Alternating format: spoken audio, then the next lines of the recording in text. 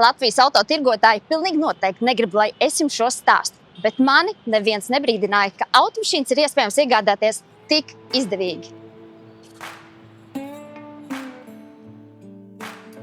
Automašīnas zem tirgus cenas ar labu komplektāciju. Tiešām var iegādāties automašīnas no Amerikas Savienotajām valstīm.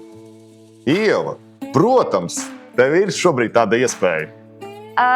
Es saprotu, no Vācijas, Zviedrijas, Beļģijas varbūt. Bet kā stāsti sīkāk? Mēs pērkam automašīnas auto izsolās Amerikā, kur cenas ir vienkārši zemākas. Tu saki lētāk, tu saki zemāk. Lētāk man nepatīk. Kādi ir cipari? Stāsti. Parasti ir tie 30–40% no Latvijas tirgus cenas kopā ar atvešanu, dokumentāciju un arī certifikāciju. Tas nozīmē, ka motors nāk atsevišķi pa pastu, ja? Nē, jau.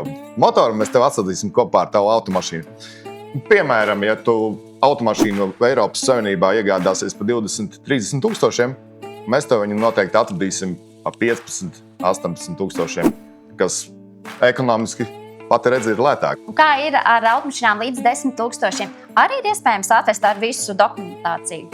Jā, arī līdz 10 tūkstošiem varam atvest automašīnu, kas būs arī jaunāka nekā Eiropas tirgu un krietni labāka komplektācija.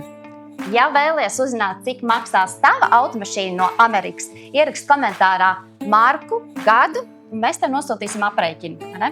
Tieši tā.